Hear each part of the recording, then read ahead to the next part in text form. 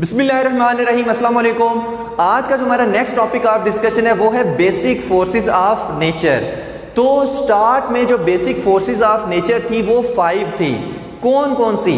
Gravitational force, electric force, magnetic force, weak nuclear force और strong nuclear force. ये 5 हमारे पास बेसिक फोर्सेस ऑफ नेचर थी। लेकिन बाद में 2 साइंटिस्ट आए, फैराडे और मैक्सवेल, कि जिन्होंने इलेक्ट्रिक फोर्स और मैग्नेटिक फोर्स को कंबाइन करके एक न्यू फोर्स बनाई, इलेक्ट्रोमैग्नेटिक फोर्स। यानी इनको कंबाइन करके एक न्यू नेम दिया, इलेक्ट्रोमैग्नेटिक फोर्स। अब उन्होंने क्यों ऐसे किया? क्योंकि इलेक्ट्रिक फोर्स और मैग्नेटिक फोर्स आपस में लिंक्ड हैं, और किस तरह से लिंक्ड है वो भी आगे चलकर हम देखेंगे। तो देखिए, पहले जो यूनिवर्स का टेम्परेचर है वो बहुत हाई था, ठीक है। यानी कि ये जो हमारे पास फोर्सेस थी ये यूनिफाइड फॉर्म में मौजूद थी, ठीक है। बाद में फिर जो है वो ग्रेविटेशन, हाई टेम्परेचर की वजह से ये क्या थी, यूनिफाइड फॉर्म में मौजूद थी। फिर बाद में ग्रेविटेशनल फोर्स आई, फिर इलेक्ट्रोमैग्नेटिक फोर्स, फिर वीक न्यूक्लियर फोर्स, फिर स्ट्रॉन्ग न्यूक्लियर फोर्स ऐसे वजूद में आई। तो वन बाय वन देखते हैं कि ये ग्रेविटेशनल फोर्स, इलेक्ट्रोमैग्नेटिक फोर्स, ये सारी क्या हैं, ये हमें क्या बता रही हैं। तो सबसे पहले हम देखते हैं कि भाई ये ग्रेविटेशनल फोर्स क्या है। ग्रेविटेशनल फोर्स ऐसी फोर्स है, याद रखना है, कि जो 2 मैसेज के दरमियान में होती है, जो 2 मैसेज के दरमियान में होती है। जैसे अगर हमारे पास एक मैस ये है m1, एक मैस ये है m2, तो इन दोनों के दरमियान भी क्या है, एक फोर्स है, अट्रैक्शन है, जिसको हम कहेंगे ग्रेविटेशनल फोर्स। यानी ये 2 मैसेज के दरमियान में होती है। अब जैसे न्यूटन की कहानी आपने सुन रखी होगी कि एक दिन दरख्त के नीचे बैठा हुआ था, सेब ऊपर से गिरा, ठीक है। तो उसने सोचा कि ये नीचे की तरफ क्यों गिरा है, ठीक है, ऊपर से ये नीचे की तरफ क्यों गिरा है, ठीक है, उसके सर पे कहते हैं गिरा था। तो उसने सोचा कि ये नीचे की तरफ क्यों गिरा है। फिर उसने डिस्कवरीज वगैरह की, सारी तहकीक वगैरह की, तो उसने कहा कि ये ग्रेविटेशन फोर्स है जो हर चीज़ को अपनी तरफ, नीचे की तरफ खींच रही है। कुछ स्टूडेंट्स कहते हैं कि काश न्यूटन के सर पर उस दिन सेब की जगह पत्थर गिर गया होता तो हमें ये सब कुछ ना पढ़ना पड़ता। लेकिन ये भी एक कहानी है, ठीक है, कि सेब गिरा और उसने ग्रेविटेशनल फोर्स के बारे में तहकीक की, ठीक है, जिस वजह से ग्रेविटेशनल फोर्स का कॉन्सेप्ट उसने हमें दिया। ये बहुत साल पहले भी इस पर तहकीकें होती रही थी, ठीक है, लेकिन बाद में बस न्यूटन का नाम इस पर चल गया। वैसे इसके पीछे और भी बहुत से साइंटिस्ट की कोशिशें मौजूद हैं, ठीक है, कोशिशें उनकी हैं, जिसकी वजह से ये सारा काम हुआ। तो अगर मैं ये मार्कर नीचे की तरफ फेंकूं, ऐसे मैं यहाँ से छोड़ दूं तो क्या होगा, नीचे की तरफ जाएगा। बिल्डिंग से कोई बंदा छलांग लगाए तो भाई नीचे की तरफ आएगा।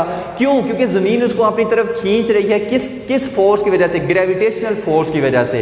अगर मैं मार्कर यहाँ से छोड़ दूं तो ये नीचे की तरफ क्यों आता है, ये ऊपर की तरफ क्यों नहीं जाता? क्यों? क्योंकि ग्रेविटेशनल फोर्स उसको नीचे की तरफ खींच रही है। और ये ग्रेविटेशनल फोर्स क्या है? ये अट्रैक्टिव फोर्स है, ठीक है, ये जस्ट अट्रैक्टिव फोर्स है, ये रिपल्सिव फोर्स नहीं है। अब इसमें ग्रेविटेशनल फोर्स का फार्मूला आपने पढ़ा हुआ है कि G(m1 m2 r²), और यहाँ पर G की जो वैल्यू है वो कितनी है, 6.67 × 10⁻⁻11 न्यूटन मीटर स्क्वायर पर kg स्क्वायर, ठीक है। ये हमारे पास ग्रेविटेशनल कांस्टेंट की वैल्यू है जो बहुत ही ज़्यादा कम है, ठीक है। अब ये देखिए 2 मैसेज के दरमियान होती है। देखिए अगर मैं इन 2 मार्कर्स की बात करूं तो ये भी तो मैसेज हैं, ये एक दूसरे को अट्रैक्ट क्यों नहीं कर रहे? 2 चेयर्स हैं, ये भी तो मैसेज है, ये एक दूसरे को क्यों नहीं अट्रैक्ट कर रही? क्योंकि हम तो कहते हैं ग्रेविटेशनल फोर्स 2 मैसेज के दरमियान में होती है। तो देखिए इसका आंसर बड़ा ही सिंपल सा है। देखिए अगर मैं अर्थ की बात करूं तो अर्थ बहुत बड़ा मैस है, बहुत बड़ा मैस है। तो अगर मैं इन 2 मार्कर्स की बात करूं तो ये 2 मार्कर्स आपस में एक दूसरे को अट्रैक्ट कर रहे हैं, मगर इनको जो ग्रेविटेशन फोर्स अर्थ की है वो भी तो अट्रैक्ट कर रही है। अब ये जो इनकी आपस में अट्रैक्शन की फोर्स है वो ज़्यादा होगी, या जो ग्रेविटेशन फोर्स नीचे इतना बड़ा मैस है वो इन पे जो सेपरेट लग रही है वो ज़्यादा होगी। भाई जो अर्थ की वजह से ग्रेविटेशन फोर्स लग रही है वो कहीं ज़्यादा होगी, ठीक है। जैसे हम कहते हैं ना कि अगर हमारे पास ये अर्थ है, ठीक है, और ये एक मार्कर है, एक ये मार्कर है। अब इस मार्कर ये क्या है, ये एक दूसरे को भी अट्रैक्ट कर रहे हैं और ज़मीन भी इनको क्या कर रही है, अपनी तरफ अट्रैक्ट कर रही है। अब क्या ये दोनों मार्कर्स जुड़ जाएंगे? नहीं। क्यों नहीं जुड़ेंगे? क्योंकि ये जो अर्थ इनको अपनी तरफ खींच रही है वो बहुत ज़्यादा फोर्स के साथ खींच रही है। क्यों? क्योंकि अर्थ का जो मैस है और ये जो इनके मैसेज हैं, ठीक है, अर्थ के मैस की निस्बत इन दोनों के मैसेज बहुत ज़्यादा कम हैं, बल्कि निग्लिजिबल हम कह सकते हैं। अर्थ तो भाई इतनी बड़ी है, मैसेज इनके छोटे छोटे हैं। ठीक हो गया। तो इस वजह से हम कहते हैं कि ये दोनों मार्कर आपस में जुड़ते नहीं हैं, हालांकि इनमें भी अट्रैक्शन की फोर्स है। दोनों मार्कर ऐसे मैं छोड़ दूँ तो आपस में नहीं जुड़ेंगे। क्यों? क्योंकि नीचे जो अर्थ इनको खींच रही है वो बहुत ज़्यादा फोर्स के साथ खींच रही है। क्यों? क्योंकि अर्थ का मैस बहुत ज़्यादा है। ठीक है, तो अगर हम इस मैस की बात करें, इन दोनों मैसेज की अट्रैक्शन की बात करें तो बहुत ज़्यादा है। इन दोनों मैसेज की अट्रैक्शन की बात करें तो बहुत ज़्यादा है। लेकिन अगर इन दोनों मैसेज की अट्रैक्शन की आपस में बात करें तो फिर वो इस फोर्सेस की निस्बत ये बहुत कम अट्रैक्शन की फोर्स इन पे लगेगी। तो यहाँ तक हमने क्या सीखा कि ग्रेविटेशनल फोर्स क्या होती है, दो मैसेज के दरमियान में होती है। ठीक है, चाहे वो मार्कर है चाहे अर्थ के, ठीक है, तो दो मैसेज के दरमियान में होती है। अब नेक्स्ट हमारे पास आता है इलेक्ट्रोमैग्नेटिक फोर्स। नेक्स्ट क्या आता है? Electromagnetic force. बल्कि इसमें एक और भी चीज़ रह गई थी कि ये इन्वर्सली प्रोपोर्शन होती है स्केयर ऑफ डिस्टेंस के। ठीक है, आर इसमें क्या है? डिस्टेंस है कि जैसे जैसे डिस्टेंस ज़्यादा होता जाएगा वैसे वैसे फोर्स क्या होती जाएगी? ग्रेविटेशनल फोर्स कम होती जाएगी। ठीक है, तो लेकिन ये स्पेस के बाहर के फिनोमेनास हैं। ठीक है, मतलब स्पेस के बाहर अगर हमारे पास कोई बॉडी जा रहा है अर्थ से दूर, तो फिर जितना वो अर्थ से दूर जाएगा उतनी उस पर ग्रेविटेशनल फोर्स कम लगेगी। ठीक है, तो ये भी इसमें चीज़ याद रखनी है, ये फार्मूला इसमें लाजमी याद रखना है। अब बात करते हैं इलेक्ट्रोमैग्नेटिक फोर्स की। इलेक्ट्रोमैग्नेटिक फोर्स में पहले हम सेपरेट बात करते हैं, बाद में कंबाइन होकर इन पे बात इंशाल्लाह करेंगे। तो पहले हम बात करते हैं इलेक्ट्रिक फोर्स की, फिर हम बात करेंगे मैग्नेटिक फोर्स की, फिर हम देखेंगे कि इनको इकट्ठा करके उसने कैसे बनाया इलेक्ट्रोमैग्नेटिक फोर्स है। तो इलेक्ट्रिक फोर्स की अगर हम बात करें तो हम कूलम्स लॉ में पढ़ के आ चुके हैं कि इलेक्ट्रोस्टैटिक फोर्स होती है वो दो चार्जेस के दरमियान में होती है। अब अगर मैं कहूँ कि पॉजिटिव और पॉजिटिव दो सिमिलर चार्जेस हैं, ये क्या कर रहे हैं? एक दूसरे को रिपेल कर रहे हैं। ऐसा ही है भाई, कौन सी फोर्स की? इलेक्ट्रिक फोर्सेज में लग रही है, इलेक्ट्रिक फोर्स और रिपल्शन लग रही है। पॉजिटिव और नेगेटिव एक दूसरे को अट्रैक्ट करते हैं। क्यों करते हैं? क्योंकि इलेक्ट्रोस्टैटिक फोर्स ऑफ अट्रैक्शन लगती है। तो कोई फोर्स है जो इनको अट्रैक्ट करा रही है और रिपेल करा रही है, उसको हम क्या कहते हैं? इलेक्ट्रिक फोर्स कहते हैं। ठीक है, जिसका फार्मूला क्या होता है? K Q1 Q2 by R का स्केयर, जिसमें Q1 भी चार्ज Q2 भी चार्ज, दो चार्जेस के दरमियान फोर्स, और ये फोर्स भी इनवर्सली प्रोपोर्शनल होती है स्केयर ऑफ द डिस्टेंस के। अब इसमें K की वैल्यू क्या होती है? 9 × 10⁹ न्यूटन मीटर स्केयर पर कूलम स्केयर। अब इससे देखिए यहाँ पर K की वैल्यू कितनी ज़्यादा बड़ी है। अब यहाँ पर एक क्वेश्चन प्रोड्यूस होता है कि अगर आपसे कहा जाए कि भाई इलेक्ट्रिक फोर्स ज़्यादा है, ठीक है, ज़्यादा स्ट्रॉन्ग होती है, अक्सर एमसीक्यूज़ में भी आ जाता है, या जो ग्रेविटेशनल फोर्स है वो ज़्यादा स्ट्रॉन्ग होती है, इलेक्ट्रिक फोर्स ज़्यादा स्ट्रॉन्ग होती है या ग्रेविटेशनल फोर्स ज़्यादा स्ट्रॉन्ग होती है, तो याद रखें इलेक्ट्रिक फोर्स ग्रेविटेशनल फोर्स से थोड़ी नहीं, कहीं ज़्यादा स्ट्रॉन्ग होती है, कहीं ज़्यादा स्ट्रॉन्ग होती है। जैसे ना ऐसे एग्जाम्पल अगर हम देखें कि अगर हम एक मुर्गी का पर लें या किसी परिंदे का पर लें, वो अगर हम ऐसे ऊपर से फेंकें तो क्या होगा? बड़ी आहिस्ता आहिस्ता नीचे आएगा। क्यों? क्योंकि उसका मैस कम है। ठीक है, तो यहाँ पर भी जब हम इनकी बात करते हैं, दो इलेक्ट्रॉन की बात करें जो आम आंख से नज़र ही नहीं आ रहे, कितना ज़्यादा कम मैस है, कितना ज़्यादा कम मैस है। तो एक प्रोटॉन और एक इलेक्ट्रॉन की बात करें तो दोनों एक दूसरे को अट्रैक्ट करेंगे। अब फॉर एग्जांपल मैंने ये एक इलेक्ट्रॉन पकड़ा हुआ है, ये एक प्रोटॉन पकड़ा हुआ है, तो ये आपस में इनकी इलेक्ट्रोस्टैटिक फोर्स वो ज़्यादा होगी या नीचे जो इन पे ग्रेविटेशनल फोर्स लग रही है वो ज़्यादा होगी? भाई इनके मैसेज बहुत कम है, तो इनके दरमियान जो इलेक्ट्रोस्टैटिक फोर्स है वो बहुत ज़्यादा होगी, इलेक्ट्रोस्टैटिक फोर्स ऑफ अट्रैक्शन। ठीक है, तो एक रीज़न तो ये है। एक आप लॉजिकली मैथमेटिकल रीज़न इसकी देते हैं। देखिए यहाँ पर K की वैल्यू कितनी ज़्यादा बड़ी है, यहाँ पर G की वैल्यू कितनी ज़्यादा छोटी है। अब इससे क्या होता है? देखिए अगर हमारे पास 1 कूलम चार्ज, इसका चार्ज भी 1 कूलम हो, दो चार्जेस जो हमने लिए हैं वो दोनों चार्जेस हम 1 कूलम के लें, तो Q1 की जगह 1 पुट करें, Q2 की जगह 1 पुट करें, और जो इन चार्जेस के दरमियान डिस्टेंस हमने लिया है वो भी 1 मीटर है, तो R की जगह भी 1 पुट करें, तो F = K आ जाएगा। यानी अगर 1 कूलम के 2 चार्जेस हैं, आपस में डिस्टेंस इनके 1 मीटर है, तो फिर जो फोर्स लगेगी इनके दरमियान वो 9 × 10⁻⁹ होगी। ठीक है, कितनी ज़्यादा फोर्स लगेगी। अगर यहाँ पर देखें, अगर आप 1 किलोग्राम का मैस लें, यहाँ भी 1 किलोग्राम का मैस लें, मतलब दोनों मैसेज 1 किलोग्राम के, और दोनों मैसेज के दरमियान डिस्टेंस कितना रखें 1 मीटर का, तो यहाँ भी 1, यहाँ भी 1, यहाँ भी 1, क्या आंसर आएगा 1। तो F = G नहीं आ जाएगा। यानी कि अगर 1 किलोग्राम के मैसेज हों, 1 मीटर का डिस्टेंस हो, तो उनके दरमियान जो फोर्स होगी, फोर्स ऑफ अट्रैक्शन उनके दरमियान जो होगी वो 6.67 × 10⁻⁻11 होगी, यानी कितनी कम है, -11 में। ठीक है, तो इस वजह से हम कहते हैं कि gravitational force electrostatic force gravitational force से कहीं ज़्यादा स्ट्रॉन्ग है। उसके अलावा ये भी लॉन्ग रेंज फोर्स है, और इलेक्ट्रिक फोर्स भी क्या है, ये एक लॉन्ग रेंज फोर्स है। ठीक है, जितनी मर्जी हाइट से भाई फेंकें, ये जहाज वो 32,000 फुट की बुलंदी पे है, वहाँ से भी कोई जाम इंसान लगाएगा तो वो भी क्या आएगा, नीचे ही आएगा। ठीक है, तो ये एक लॉन्ग रेंज फोर्सेस हैं। तो ये थी इलेक्ट्रिक फोर्स है। अब बात करते हैं मैग्नेटिक फोर्स की।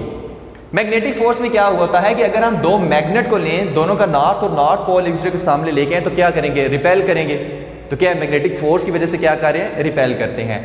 उसके बाद साउथ और साउथ ये भी एक दूसरे को क्या करते हैं, किसी फोर्स के जरिए से रिपेल करते हैं। ठीक है, उसके बाद नॉर्थ और साउथ को अगर हम पास लेके आए, ठीक है, मैग्नेट में आपको पता है 2 पोल होते हैं, नॉर्थ और साउथ है। अब अगर नॉर्थ और साउथ को, 2 मैग्नेट के नॉर्थ और साउथ को पास ले गए, तो ये क्या करेंगे, एक दूसरे को अट्रैक्ट करेंगे, जैसे पॉजिटिव और नेगेटिव चार्जेस करते थे। ठीक है, तो कौन सी फोर्स की वजह से, मैग्नेटिक फोर्स की वजह से अट्रैक्ट करेंगे। ठीक है, उसके बाद चैप्टर नंबर 14 और 15 में भी हम डिस्कस करके आ चुके हैं कि यहाँ पर देखें, अगर ये एक कॉइल है और इस कॉइल में से, इस कॉइल के साथ हमने बैटरी लगाई है और इसके ज़रिए से क्या कर रहे हैं, इस कॉइल में करंट फ्लो कर रहा है। तो जब इस कॉइल में करंट फ्लो कर रहा है, तो हमने पढ़ा था इसमें क्या प्रोड्यूस हो जाएगी, एक मैग्नेटिक फील्ड प्रोड्यूस हो जाएगी। और मैग्नेटिक फील्ड प्रोड्यूस होगी तो इसके क्या बन जाएगा, ये हिस्सा नॉर्थ पोल बन जाएगा, ये हिस्सा साउथ पोल बन जाएगा। मतलब ये भी कॉइल भी एक मैग्नेट की तरह बिहेव करेगी। ऐसा ही है, ये हम पढ़ के आ चुके हैं। तो यहाँ पर देखिए, इलेक्ट्रिक करंट की वजह से क्या प्रोड्यूस हुई, मैग्नेटिक फील्ड। इलेक्ट्रिक करंट की वजह से क्या प्रोड्यूस हुई, मैग्नेटिक फील्ड प्रोड्यूस हुई। यहाँ पर क्या हो रहा है, यहाँ पर हमने ये कॉइल ली और उसके साथ जस्ट गैल्वानोमीटर लगा दिया और कुछ भी नहीं लगाया, और इस मैग्नेट को आगे पीछे ऐसे मूव किया। जब आगे मूव किया तो इसमें से ज़्यादा मैग्नेटिक फील्ड लाइन गुजरी इस कॉइल में से, जब पीछे मूव किया तो इस कॉइल में से कम मैग्नेटिक फील्ड लाइन गुजरी। यानी कि इस मैग्नेट के आगे और पीछे करने से मैग्नेटिक फील्ड लाइन जो इस कॉइल में से गुजर रही हैं वो भी ज़्यादा और कम हो रही हैं। अगर मैग्नेटिक फील्ड लाइन इस कॉइल में से गुजरने वाली ज़्यादा या कम हो रही हैं, इसका मतलब है कि इस कॉइल में मैग्नेटिक फ्लक्स चेंज हो रहा है। अगर मैग्नेटिक फ्लक्स चेंज हो रहा है, इसका मतलब है कि इसमें एक इंड्यूस करंट प्रोड्यूस हो जाएगा। यानी कि मैग्नेटिक फील्ड ने क्या कर दिया, इसमें एक इंड्यूस करंट प्रोड्यूस कर दिया और गैल्वानोमीटर डिफ्लेक्शन शो करेगा। तो भाई ये क्या हो रहा है, इलेक्ट्रिक करंट की वजह से मैग्नेटिक फील्ड प्रोड्यूस हो रही है, मैग्नेटिक फील्ड की वजह से इलेक्ट्रिक करंट प्रोड्यूस हो रहा है। तो ये दोनों आपस में इंटरलिंक्ड नहीं है, आपस में लिंक्ड नहीं है। इलेक्ट्रिक फोर्स की वजह से, इलेक्ट्रिक करंट की वजह से मैग्नेटिक फील्ड, मैग्नेटिक फील्ड की वजह से इलेक्ट्रिक करंट, तो यानी इलेक्ट्रिक फील्ड की वजह से मैग्नेटिक फील्ड, मैग्नेटिक फील्ड की वजह से इलेक्ट्रिक फील्ड। ठीक हो गया। तो change in electric field magnetic field produce कर रही है, magnetic change in magnetic field electric field produce कर रही है। तो ये एक दूसरे को प्रोड्यूस करती हैं, तो इस वजह से ये आपस में क्या इंटरलिंक्ड है। इस वजह से मैक्सवेल ने इन दोनों को नाम दिया, इलेक्ट्रिक फोर्स और मैग्नेटिक फोर्स को कंबाइन करके इनको नाम दिया इलेक्ट्रोमैग्नेटिक फोर्स का। और ये भी हम क्या कहते हैं, ये क्या है, ये 2 चार्जेस के दरमियान, ये हम कहते हैं ये एटम, ये ऐसी फोर्स है इलेक्ट्रोमैग्नेटिक फोर्स जो किसी मटीरियल के अंदर एटम्स और मॉलिक्यूल्स को बाइंड करके रखती है। ठीक है, उनको जोड़ के रखती है। तो इन शॉर्ट ये भी क्या है, ये भी चार्जेस के दरमियान ही फोर्स होती है। ठीक है, तो ये होती है हमारे पास इलेक्ट्रोमैग्नेटिक फोर्स है। अब आपको पता होगा कि जब इलेक्ट्रॉन ट्रांजिशन करता है हायर शेल से लोअर शेल, तो क्या होता है, फोटोन एमिट होता है। ऐसा ही है। तो यहाँ पर आपने एक इलेक्ट्रोमैग्नेटिक फोर्स, इलेक्ट्रोमैग्नेटिक स्पेक्ट्रम का भी कॉन्सेप्ट पढ़ा होगा, जिसमें वो 7 रेज आती हैं, उनमें भी क्या होते हैं, फोटॉन्स होते हैं।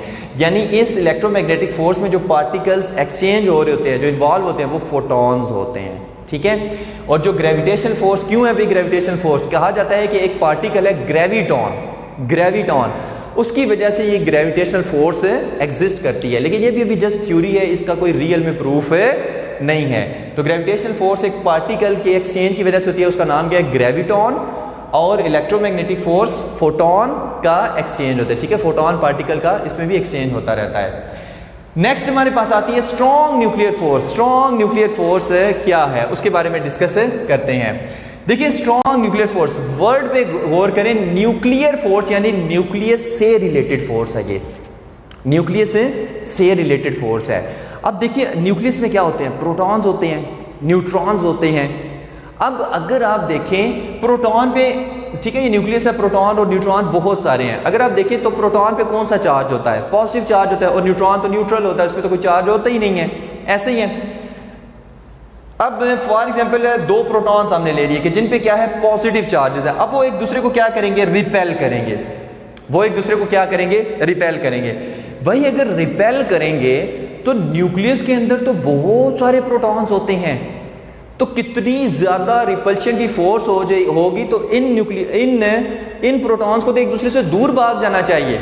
लेकिन कैसे ये एक स्टेबल न्यूक्लियस बना लेते हैं, ऐसे जुड़ के बैठे रहते हैं। भाई एक न्यूक्लियस के अंदर स्ट्रॉन्ग न्यूक्लियर फोर्स होती है जो इसकी रिपल्सिव फोर्स को ओवरकम करती है और इनको आपस में जोड़े रखती है। जैसे ये दो पॉजिटिव चार्जेस हैं, ये एक दूसरे को क्या करेंगे, रिपेल करेंगे। और जो मेरे हाथ है ना, ये स्ट्रॉन्ग न्यूक्लियर फोर्स समझ ले, मेरे हाथों को स्ट्रॉन्ग न्यूक्लियर फोर्स समझ लें और इन दो मार्कर्स को दो पॉजिटिव चार्जेस समझ लें। अब मैंने इनको, ये पास है तो एक दूसरे को क्या करेंगे, रिपेल करेंगे। और मेरे हाथ अगर फोर्स अप्लाई करे तो मैंने इनको ऐसे जोड़ दिया, तो ये जो मेरे हाथ है ये क्या, स्ट्रॉन्ग न्यूक्लियर फोर्स है जिन्होंने इन दो पॉजिटिव चार्जेस को जोड़ के रखा हुआ होता है। इसी तरह ये बहुत सारे प्रोटॉन्स हैं, एक दूसरे को रिपेल कर रहे हैं, इनमें रिपल्शन की फोर्स है। तो ये हमारे पास एक न्यूक्लियर फोर्स न्यूक्लियस के अंदर एग्जिस्ट करती है जो इन पे फोर्स अप्लाई करती है और इनको आपस में जोड़े रखती है, और ये दूर नहीं है एक दूसरे से होते। तो ये न्यूक्लियस के अंदर होती है, जिसको nuclear force, strong nuclear force कहते हैं, ठीक है। और इसकी रेंज कितनी होती है, 10 टू रेज पावर -15 मीटर तक होती है, यानी शॉर्ट रेंज में होती है। ये नहीं कि बड़ा न्यूक्लियस बना दो, शॉर्ट रेंज में होती है। 10 टू रेज पावर -15 मीटर इनकी रेंज होती है, ठीक हो गया। तो दो चार्जेस के दरमियान अगर रिपल्शन है तो स्ट्रॉन्ग न्यूक्लियर फोर्स क्या करेगी, स्ट्रॉन्ग न्यूक्लियर फोर्स की वजह से न्यूक्लियस स्टेबल होता है, ठीक है। तो ये हमारे पास क्या है, ये स्टेबिलिटी वाली फोर्स है, यानी न्यूक्लियस को स्टेबल रखती है। ओके हो गया, I think strong nuclear force का कॉन्सेप्ट क्लियर हो गया होगा। तो उसके बाद जो हमारे पास फोर्स आती है वो कौन सी फोर्स है, वो वीक न्यूक्लियर फोर्स है, वीक न्यूक्लियर फोर्स।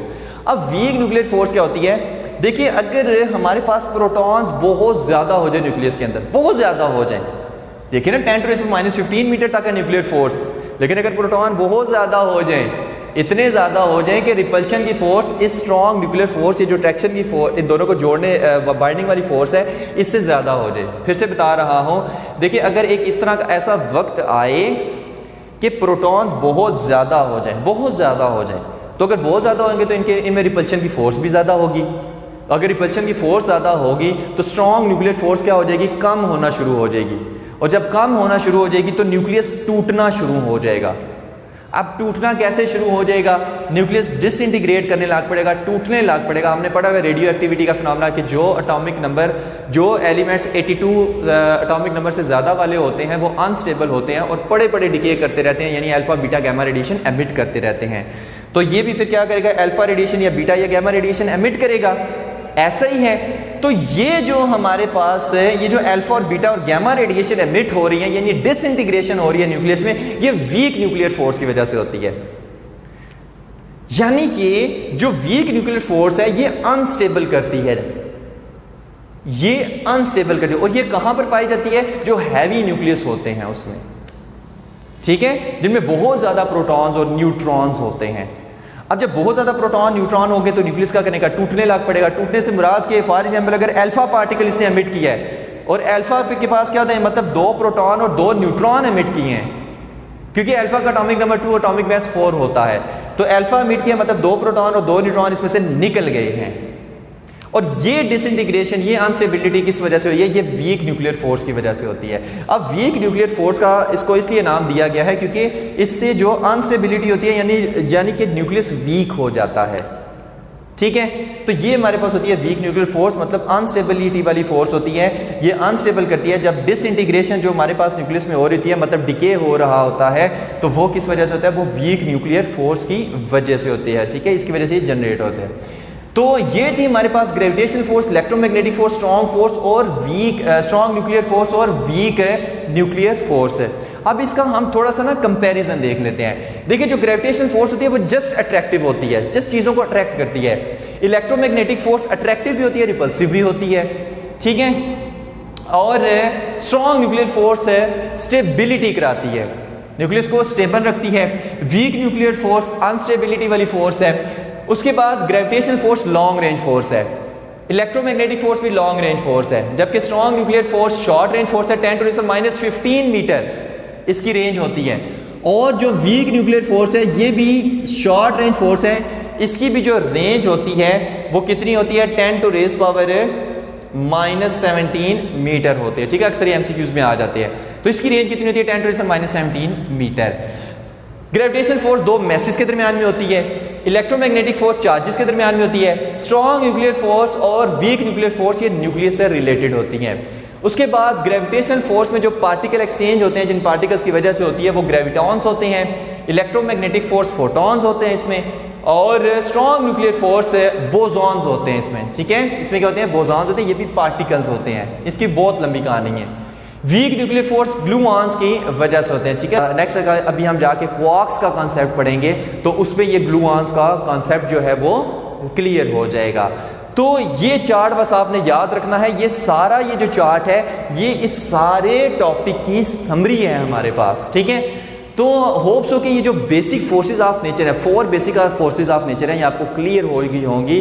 तो ये जस्ट थ्योरी है, जस्ट कहानी है, ये आपने एज इट इज़ याद करनी है। तो थैंक यू वेरी मच, अल्लाह हाफिज़।